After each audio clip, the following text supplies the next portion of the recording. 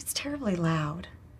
One of my most anticipated movies of 2022, Elvis, is now in theaters, starring Tom Hanks and Austin Butler. I, along with many people, love Elvis. It was one of the first musicians I remember moving my hips to and imitating as I grew up. Hell, I still listen to Elvis today, even before the movie came out, but especially around this time, I've been in the mood to listen to a lot of Elvis. So, I was really excited going into this movie, got to watch it with my dad. It was kind of a big deal, us meeting up to do it. We were looking forward to it, but unfortunately, I wasn't able to like this movie as much as I wanted to. And that became clear to me within the first opening of the movie. The way that this movie opens, the visuals and the editing, I just wasn't feeling it. And I was thinking to myself, man, I hope the rest of this movie is not like this. And it was. And at the end of the movie, I was just, not even at the end of the movie, before the movie ended, I was drained and I was tired.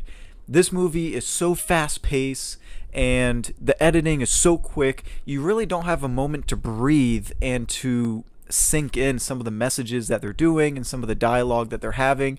You really don't have a dull moment to sit there and think about it and connect with that character. It starts off with Tom Hanks, and throughout the movie he's narrating the movie, and to me, I was wondering, am I watching an Elvis biopic or am I watching the Colonel biopic featuring Elvis?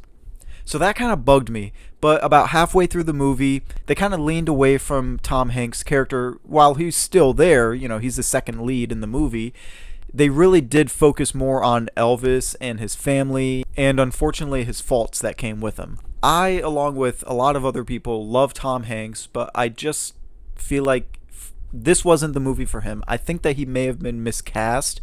And while he does a good job of getting the audience to hate his character, because that's what you're supposed to do, you're not supposed to be rooting for his character, I just felt a little jarred with him playing this character, not because he can't play a villain, but because I just didn't see him fitting into this role.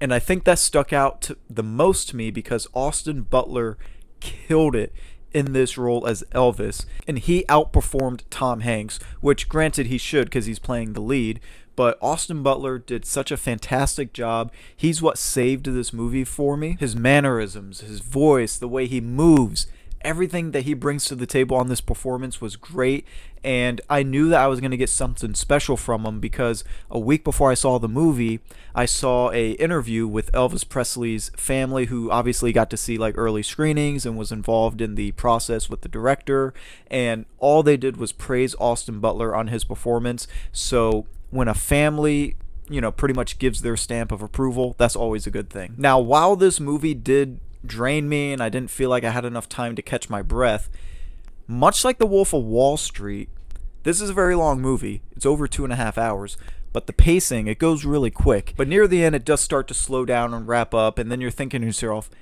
dang, it's been over 2.5 hours? For myself, this wasn't the Elvis biopic that I thought I was going to get. It was too long, characters were miscast, and the editing made me dizzy and nauseous afterwards. But something I will remember about this movie, now and always, will be the performance from Austin Butler as Elvis.